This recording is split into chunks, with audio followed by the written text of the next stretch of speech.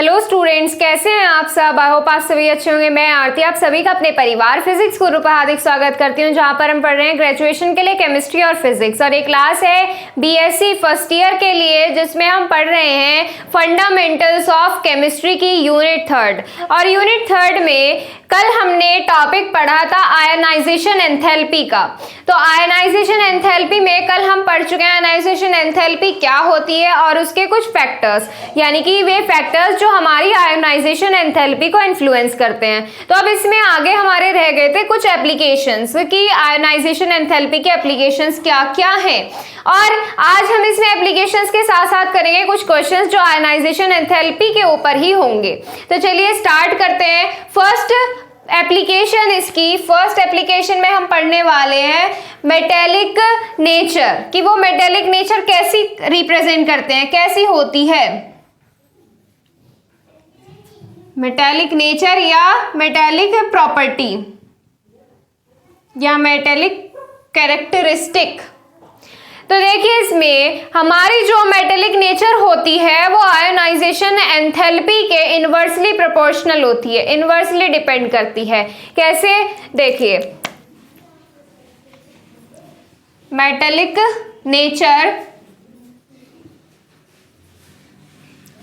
Nature inversely depend करती है ionisation enthalpy पर। आयोनाइजेशन एंथैल्पी, इसमें कल हमने पढ़ी थी आयोनाइजेशन एंथैल्पी होती है हमारी क्या, कि किसी भी गैसियस एटम के आउटर मोस्ट शेल से एक इलेक्ट्रॉन रिमूव करने के लिए जितनी एनर्जी की जरूरत पड़ती है वो हमारी क्या कहलाती है, ionisation enthalpy, ionisation energy, ionisation potential. Ionisation enthalpy तो ये हो जाती है। अब ये मेटेलिक नेचर के कैसे इनवर्सली प्रोपोर्शनल हो जाती है, तो देखिए जैसे जैसे हमारी आयोनाइजेशन एंथैल्पी की वैल्यू इंक्रीज होती है वैसे वैसे हमारा इलेक्ट्रॉन को रिमूव करना डिफिकल्ट हो जाता है। जब इलेक्ट्रॉन को रिमूव करना डिफिकल्ट हो जाता है तो हमारा उस एटम का, गैसियस एटम का मेटेलिक कैरेक्टर क्या हो जाता है, डिक्रीज हो जाता है। क्या होता है, डिक्रीज हो जाता है। देखिए इसमें एग्जाम्पल से देखिए, एग्जाम्पल में समझ में आ जाएगा आपको। इसमें जैसे हमारे कौन से होते हैं, एल्कलाई मेटल्स होते हैं। एल्कलाई मेटल्स जो होते हैं उनकी आईई वैल्यू, आयोनाइजेशन एंथैल्पी की वैल्यू क्या होती है, मिनिमम होती है।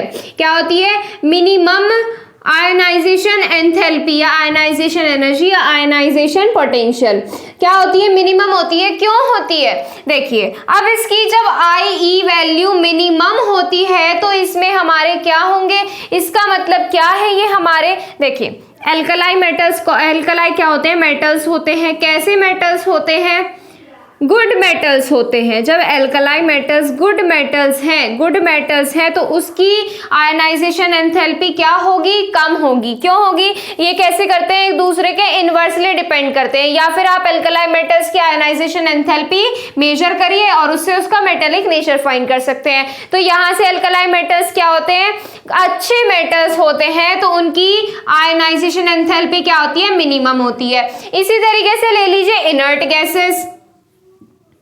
इनर्ट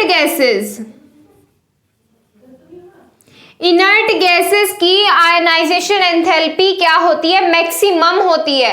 मैक्सिमम आयनाइजेशन एंथैल्पी होती है इनर्ट गैसेस की। तो इसका मतलब क्या हुआ कि इनर्ट गैसेस जो हैं हमारे मेटल्स नहीं है। क्या है, मेटल्स नहीं है। तो इनर्ट गैसेस क्या होती है, हमारी नॉन मेटल्स होती है। क्लियर है, क्या होती है, नॉन मेटल्स। तो इस तरीके से जिन एटम्स की हमारी आयनाइजेशन एंथैल्पी ज्यादा होगी वो अच्छे मेटल्स नहीं होंगे, वो कैसे होंगे, नॉन मेटल्स होंगे। और जिनकी आयनाइजेशन एंथैल्पी क्या होगी, मिनिमम होगी, वो कैसे होंगे, हमारे गुड मेटल्स होंगे। इस तरह से डिपेंड करती है हमारी आयनाइजेशन एंथैल्पी मेटेलिक नेचर के लिए। चलिए इसमें थोड़े लिख लेते हैं। इसमें देखिए, इसमें एग्जाम्पल लिख लेते हैं। एग्जाम्पल में अभी आपको एल्कलाई मेटल्स और इनर्ट गैसेस के बारे में बताया ना, वही इसमें हम लिखेंगे। तो इसमें लिखिए alkaline metals have minimum IP. Alkali metals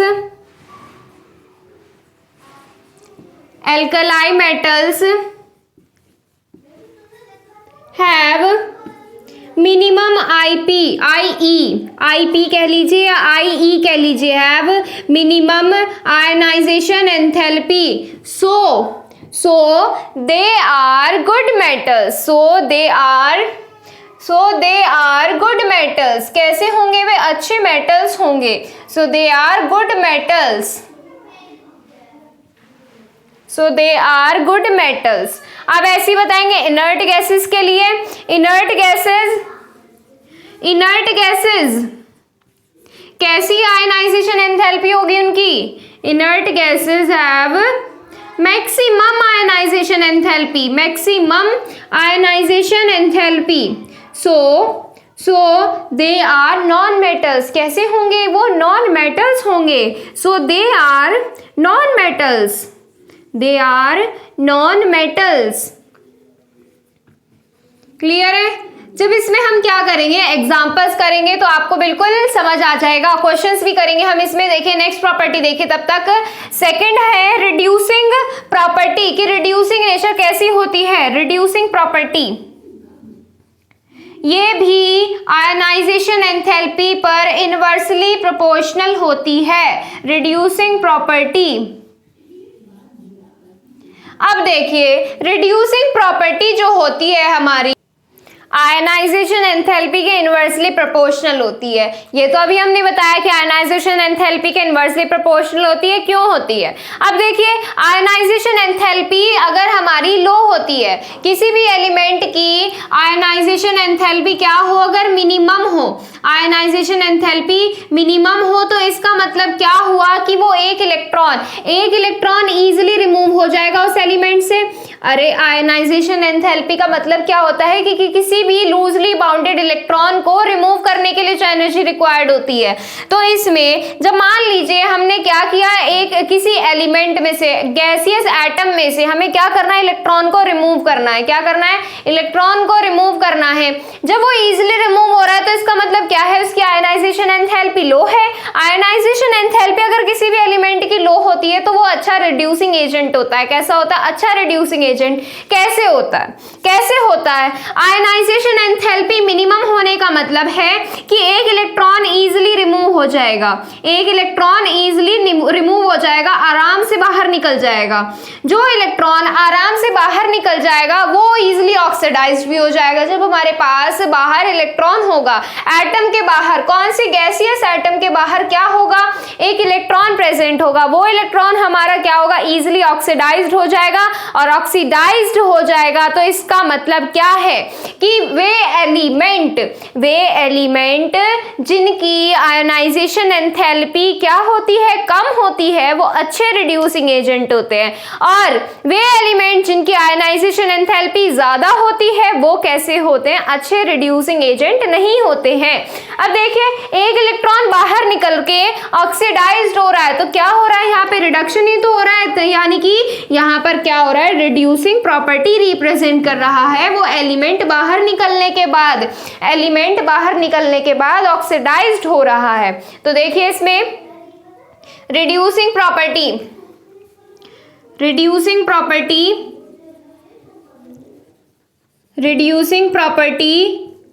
inversely depend करेगी आयनाइजेशन एंथैल्पी की। रीजन बता दिया है आपको। चलिए रीजन भी लिख देते हैं हम इसमें। रीजन मैं लिख देती हूँ, आप इसमें देख लीजिए। तो देखिए इसमें because the elements having minimum ionisation enthalpy can lose electron easily and they can be oxidised easily, so such elements are good reducing elements. अब यहाँ पर हिंदी में देख लीजिए एक बार कि हमारे वे एलिमेंट्स जिनकी आयनाइजेशन एंथैल्पी की, वे तत्व जिनकी आयनाइजेशन एंथैल्पी क्या हो, कम हो, वे हमारे क्या करते हैं, इलेक्ट्रॉन को आसानी से लूज कर सकते हैं, इलेक्ट्रॉन को आसानी से बाहर कर सकते हैं। किसमें से? एटम में से या एलिमेंट में से। And they can be oxidised easily, और वे क्या हो जाते हैं, जब एलिमेंट बाहर आ जाता है, जब एलिमेंट नहीं इलेक्ट्रॉन बाहर आ जाता है, किसमें से? एलिमेंट में से। जब इलेक्ट्रॉन बाहर आ जाता है तो बाहर आकर वो ऑक्सीडाइज्ड हो जाता है, ऑक्सीकृत हो जाता है आसानी से। सो दीज एलिमेंट या सच एलिमेंट्स, इस टाइप के जो क्या होते हैं एलिमेंट्स होते हैं, तत्व होते हैं, वो अच्छे रिड्यूसिंग एलिमेंट्स होते हैं। क्या होते हैं? अच्छे रिड्यूसिंग एलिमेंट्स होते हैं। क्लियर है? अब इसमें एग्जांपल्स में देखिए, एग्जांपल्स में भी आप एल्कलाई मेटल्स का एग्जांपल लिख सकते हैं। देखिए कि एल्कलाई मेटल्स की आयनाइजेशन एंथैल्पी क्या होती है? मिनिमम होती है। So they are good reducing metals. तो ये क्या है? अच्छे रिड्यूसिंग एजेंट्स है या अच्छे रिड्यूसिंग मेटल्स है। So they are good reducing metals.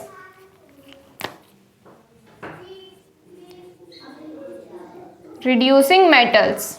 चलिए नेक्स्ट प्रॉपर्टी देखिए, इसमें आप इसका स्क्रीनशॉट ले लीजिए, ये एग्जांपल है इसका। तो देखो इसमें अब नेक्स्ट प्रॉपर्टी की बात करें तो नेक्स्ट आता है इसमें रिएक्टिविटी की। रिएक्टिविटी कैसी होती है? रिएक्टिविटी भी इसमें हमारी इनवर्सली डिपेंड करती है आयनाइजेशन एंथैल्पी पर। किस पर? आयनाइजेशन एंथैल्पी पर। क्यों रिएक्टिविटी डिपेंड करती है आयनाइजेशन एंथैल्पी के इनवर्सली? तो इसमें देखिए छोटी सी चीज है, आयनाइजेशन एंथैल्पी कम होने का मतलब क्या है? आयनाइजेशन एंथैल्पी कम होने का मतलब है कि हमारा इलेक्ट्रॉन इजीली रिमूव हो सकता है। यही पढ़ते आ रहे हैं हम शुरू से अब तक इसमें। अब इसमें देखिए, जब एलिमेंट की आयोनाइजेशन एंथैल्पी लो होगी तो इसका मतलब इलेक्ट्रॉन इजीली रिमूव हो जाएगा। इलेक्ट्रॉन क्या होगा? इजीली रिमूव हो जाएगा। तो उसके पास क्या होगा? फ्री इलेक्ट्रॉन इजीली अवेलेबल होगा। जब फ्री इलेक्ट्रॉन इजीली अवेलेबल होगा तो वो दूसरे के साथ रिएक्ट भी कर पाएगा।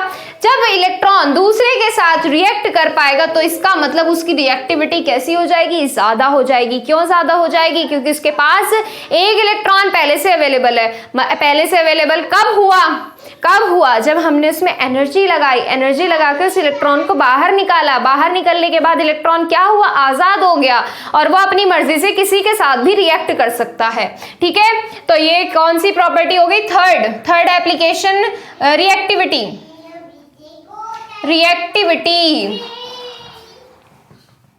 रिएक्टिविटी इनवर्सली डिपेंड करती है आयनाइजेशन एंथैल्पी पर। रिएक्टिविटी अभी आपको रीजन बताया है, इसमें रीजन बताया है, the reactivity of elements depends inversely on ionisation enthalpy, यानी कि तत्व की रिएक्टिविटी आयनाइजेशन एंथैल्पी पर इनवर्सली डिपेंड करती है, अनुक्रमानुपाती होती है।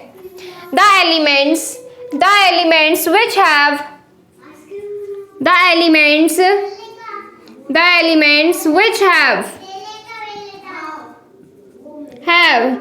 low ionization enthalpy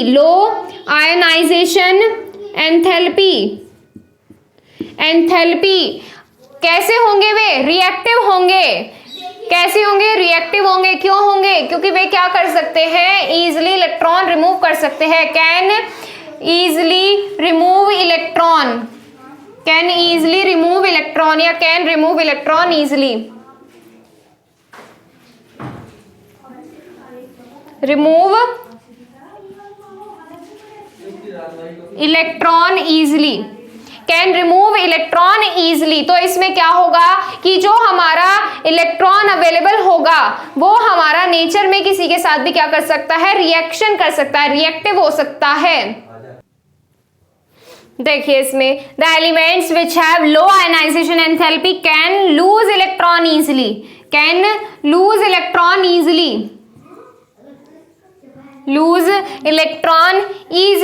तो इसमें क्या होगा? And participate in reaction.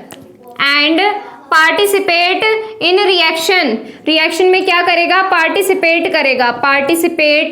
In reaction. Clear है? इतनी बात क्लियर है? अगर हमारी आयनाइजेशन एंथैल्पी की वैल्यू क्या हो जाती है? मैक्सिमम हो जाती है। बट दोनों कंडीशंस बता रहे हैं हम इसमें। But if the value of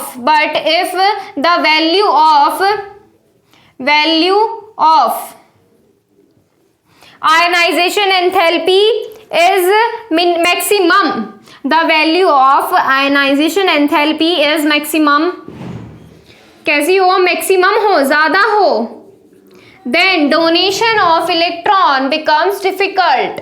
Then donation of electron becomes difficult. Donation of electron becomes difficult.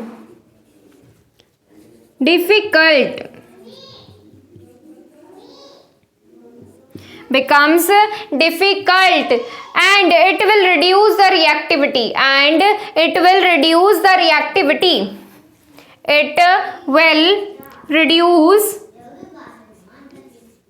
reactivity.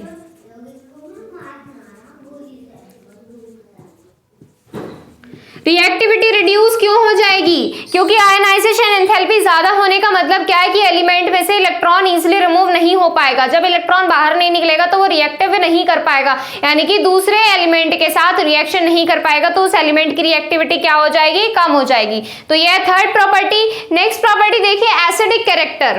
क्या देखेंगे? फोर्थ है एसिडिक कैरेक्टर कैसा होता है। एसिडिक कैरेक्टर बेटा इसका डायरेक्टली डिपेंड करता है आयनाइजेशन एंथैल्पी पर। आयनाइजेशन एंथैल्पी पर डायरेक्टली डिपेंड करता है। एसिडिक कैरेक्टर डायरेक्टली डिपेंड करता है आयनाइजेशन एंथैल्पी पर। क्यों करता है ऐसा? ऐसा क्यों होता है? देखिए इसमें आयनाइजेशन एंथैल्पी ज्यादा होने का मतलब क्या है, यानी कि आयनाइजेशन एंथैल्पी देखिए बढ़ाकर देखिए इसमें आयनाइजेशन एंथैल्पी अगर हमारे एलिमेंट की ज्यादा होती है तो इसमें इलेक्ट्रॉन इजीली रिमूव नहीं हो पाता, यानी कि डोनेशन ऑफ इलेक्ट्रॉन इजीली नहीं हो पाता, बट कि इलेक्ट्रॉन को गेन करने की कैपेसिटी ज्यादा हो जाती है। क्या हो जाती है? इलेक्ट्रॉन को गेन करने की या ग्रहण करने की कैपेसिटी क्या हो जाती है? ज्यादा हो जाती है। इलेक्ट्रॉन को ग्रहण करने की क्षमता ज्यादा हो जाती है। जब इलेक्ट्रॉन ज्यादा एक्सेप्ट करेगा तो इसका मतलब क्या हुआ? वो क्या होगा? एसिड होगा। एक्सेप्ट करने वाला एसिड होता है, डोनेट करने वाला बेस होता है। यही हमने पढ़ा है इसमें। लुईस कॉन्सेप्ट है बेटा ये एसिड बेस का, कि इलेक्ट्रॉन एक्सेप्ट करने वाला एसिड होता है और डोनेट करने वाला बेस होता है। बट जैसे जैसे आयनाइजेशन एंथैल्पी इंक्रीज होगी वैसे वैसे उसका इलेक्ट्रॉन को डोनेट करने की कैपेसिटी तो डिक्रीज होती चली जाएगी, बट इलेक्ट्रॉन को गेन करने की कैपेसिटी इंक्रीज होती चली जाएगी। इलेक्ट्रॉन को गेन करेगा, जब इलेक्ट्रॉन को ज्यादा गेन करेगा तो उसका एसिडिक कैरेक्टर भी क्या होगा? इंक्रीज होगा। क्लियर है इतना? तो यहां पे खत्म होती है इसकी एप्लीकेशन। अब इसमें 2-4 क्वेश्चंस देख लेते हैं। देखिए पहले आप इसको नोट कर लीजिए। देखिए इसमें क्वेश्चन दिया हुआ है why the ionisation enthalpy of phosphorus is more than sulphur, कि फास्फोरस की आयनाइजेशन एंथैल्पी सल्फर से ज्यादा क्यों होती है। अब इसमें देखेंगे रीजन। सबसे पहले क्या करेंगे? इलेक्ट्रॉनिक कॉन्फ़िगरेशन देखिए। फास्फोरस का कीजिए पहले। फास्फोरस कितना होता है? 15 और सल्फर कितना होता है? 16 सल्फर। अब क्या करना है? इलेक्ट्रॉनिक कॉन्फ़िगरेशन करना है। इलेक्ट्रॉनिक कॉन्फ़िगरेशन तो आपको सिखाने की जरूरत है नहीं, आपको पहले ही सिखा चुके हैं इसमें हम। तो चलिए इलेक्ट्रॉनिक कॉन्फ़िगरेशन कीजिए। क्या आएगा? 1s2 2s2 2p6 3s2 3p 3p कितना आएगा? 3p3 आएगा।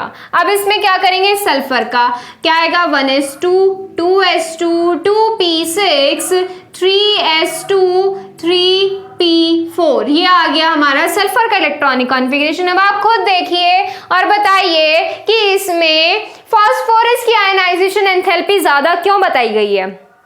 खुद देखिए आप इसमें। अब हम क्या करेंगे? अब हम इनको करेंगे कंपैरिजन। किसके बेसिस पर कंपैरिजन? हम करेंगे आउटर मोस्ट शेल के ऑर्बिटल के बेसिस पर कंपैरिजन करेंगे इसको। अब आप खुद देखिए कि हमारा फास्फोरस का आउटर शेल क्या है? हाफ फिल्ड है। फास्फोरस एटम का हाफ फिल्ड क्या है? सबशेल है। इसमें देखो p सबशेल में कितने ऑर्बिटल्स होते हैं? 3 ऑर्बिटल्स होते हैं। कितने इलेक्ट्रॉन्स रखने हैं? 3 इलेक्ट्रॉन्स इसमें रखने हैं। फास्फोरस में क्या हो गए? 3 इलेक्ट्रॉन्स रख दिए। अब ऐसी क्या कीजिए? इस वाले के लिए कीजिए। इसमें भी 3 ऑर्बिटल्स बनेंगे। इलेक्ट्रॉन्स कितना आएंगे? 4 इलेक्ट्रॉन्स। 1 2 3 4 इलेक्ट्रॉन्स आ गए इसमें। अब आप खुद बताइए कि हमारा हाफ फिल्ड कॉन्फ़िगरेशन ज्यादा स्टेबल होता है या मोर देन हाफ फिल्ड या लेस देन हाफ फिल्ड ज्यादा स्टेबल होता है? हमारा हाफ फिल्ड कॉन्फ़िगरेशन सबसे ज्यादा स्टेबल होता है। जब ये सबसे ज्यादा स्टेबल है तो इसका मतलब क्या हुआ कि इसके एक इलेक्ट्रॉन को रिमूव करना ज्यादा डिफिकल्ट होगा सल्फर के कंपैरिजन में। तो यहां से आयनाइजेशन एंथैल्पी यानी कि इलेक्ट्रॉन को रिमूव करना जब डिफिकल्ट होगा तो इलेक्ट्रॉन को रिमूव करने के लिए हमें ज्यादा एनर्जी लगानी पड़ेगी, ज्यादा ऊर्जा की जरूरत पड़ेगी। जब ज्यादा ऊर्जा लगानी पड़ेगी तो उसकी आयनाइजेशन एंथैल्पी क्या हो जाएगी, ज्यादा हो जाएगी। क्लियर है इतना? देखिए P subshell of phosphorus, P subshell of phosphorus, P subshell of phosphorus is half filled, half filled, so it is extra stable, so it is extra stable, वो क्या होगा, ज्यादा स्टेबल होगा, it is extra stable, stable, then sulfur, then sulfur, so removal of electron, removal of electron becomes difficult, becomes difficult in phosphorus then sulfur, so extra energy या large amount of energy, so large amount of energy has been required, energy has been required to remove an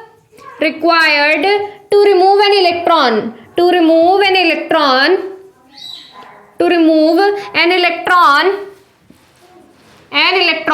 so ionization enthalpy in phosphorus is more than sulfur, समझ आ गया क्या लिखा है? बता देते हैं कि P सबशेल फॉस्फोरस का P सबशेल आधा भरा हुआ होता है, तो इस वजह से ये क्या होता है, एक्स्ट्रा स्टेबल होता है, ज्यादा स्थायी होता है सल्फर की तुलना में। सो रिमूवल ऑफ इलेक्ट्रॉन का निकलना बहुत ज्यादा कठिन हो जाता है फॉस्फोरस में देन सल्फर की कंपैरिजन में। So large amount of energy, ज्यादा एनर्जी की जरूरत पड़ेगी हमें एक इलेक्ट्रॉन को रिमूव करने के लिए। सो आयनाइजेशन एंथैल्पी, तो आयनाइजेशन एंथैल्पी फॉस्फोरस की में ज्यादा हो जाएगी, किससे, सल्फर से। क्लियर है इतना? एक क्वेश्चन और कराते हैं, इसमें इसी टाइप के क्वेश्चंस पूछे जाते हैं, अगर आते हैं इसमें तो। अब देखिए इसमें नेक्स्ट क्वेश्चन क्या बनता है हमारा, why the second ionisation enthalpy of sodium is very high, कि सोडियम की सेकेंड आयनाइजेशन एंथैल्पी ज्यादा हाई क्यों होती है। अब इसमें आयनाइजेशन एंथैल्पी पढ़ी थी हमने, जैसे फर्स्ट आयनाइजेशन एंथैल्पी हमारी कैसी होती है, कम होती है, फिर सेकेंड हमारी आयनाइजेशन एंथैल्पी ज्यादा होती है, इस तरीके से हमारा क्या था, ऑर्डर इंक्रीज हो रहा था। अब इसमें देखिए कि सेकेंड आयनाइजेशन एंथैल्पी हमारी ज्यादा हाई क्यों होती है, इसका रीजन बताएंगे अब हम इसमें। देखिए इसमें क्या आने वाला है, अब क्या करेंगे, सोडियम लीजिए, सोडियम का पहले एटम का इलेक्ट्रॉनिक कॉन्फ़िगरेशन करो, क्या आएगा, करिए electronic configuration 1s2 2s2 2p6 3s1, ये आएगा इलेक्ट्रॉनिक कॉन्फ़िगरेशन। अब हमें क्या करना है कि उसमें से एक इलेक्ट्रॉन रिमूव करना है। ये क्या आ गई हमारी फर्स्ट आयनाइजेशन एंथैल्पी आ गई, हमें क्या करनी है, सेकंड आयनाइजेशन एंथैल्पी निकालनी है। सेकंड आयनाइजेशन एंथैल्पी कैसे निकलती है, इसी में से निकलती है। अरे क्या करते हो इसमें, जैसे एक हमने क्या ले लिया, एक न्यूट्रल एटम लेते हैं और उसकी फर्स्ट आयनाइजेशन एंथैल्पी कैसे निकालते हैं, कि यहाँ पर एक Na+ ले लेते हैं और एक इलेक्ट्रॉन यहाँ से क्या कर देते हैं, रिमूव कर देते हैं। फिर यहाँ से क्या निकलती है, इस वाले एटम से क्या निकलती है, सेकंड आयनाइजेशन एंथैल्पी, क्या निकलती है, सेकंड आयनाइजेशन एंथैल्पी, इस तरीके से आती है। यहाँ पर अब हम बताते हैं कि ये वाली आयनाइजेशन एंथैल्पी सेकंड वाली जो होती है हमारी ज्यादा हाई क्यों होती है, बताएंगे, इसमें रीजन खुद देखेंगे। अब आप इसमें इलेक्ट्रॉनिक कॉन्फ़िगरेशन करो 1s2 2s2 2p6, क्या हो जाएगा यहाँ पे इलेक्ट्रॉनिक कॉन्फ़िगरेशन क्या हो जाएगा, 2p6 हो जाएगा। अब इसमें देखिए हमारा कॉन्फ़िगरेशन कैसा है, कॉन्फ़िगरेशन कैसा है हमारा, ज्यादा स्टेबल है। क्यों स्टेबल है, क्यों स्टेबल है? लास्ट वाले शेल में इलेक्ट्रॉन्स फिल कीजिए, कितने 6 इलेक्ट्रॉन्स है। 6 इलेक्ट्रॉन्स फिल करने पर हमारा ऑर्बिटल कैसा हो जाएगा, फुल फिल्ड हो जाएगा। और फुल फिल्ड क्या होता है, हमारा ज्यादा स्टेबल होता है। तो रीजन क्या है हमारा, वही पहले वाला है कि ज्यादा स्टेबल वाला जो हमारा क्या होता है, एलिमेंट होता है, जिसमें लास्ट वाले सब शेल हमारे फुल कॉन्फ़िगरेशन कंप्लीट यानी कि हाफ फिल्ड हो या फुल फिल्ड कॉन्फ़िगरेशन हो, जो ज्यादा स्टेबल आता है। और स्टेबल होने की वजह से डिफिकल्टी होती है इलेक्ट्रॉन्स को रिमूव करने में, तो इस वजह से उसको ज्यादा एनर्जी की जरूरत पड़ती है। सो दैट आयनाइजेशन एंथैल्पी क्या होती है, उसकी ज्यादा होती है। क्लियर है इतना? यहाँ पे कंप्लीट होता है हमारा आयनाइजेशन एंथैल्पी का टॉपिक। नेक्स्ट टर्न पे इसमें करेंगे हमारा नेक्स्ट टॉपिक। तो यूनिट 3 में हमारे इसमें 2 टॉपिक बचते हैं, एक है हमारा इलेक्ट्रॉन गेन एंथैल्पी और एक बचता है हमारा इलेक्ट्रोनेगेटिविटी। वो करेंगे हम इसमें नेक्स्ट टर्न पे। आज के लिए बस इतना ही, कल मिलेंगे आपसे। Thank you so much.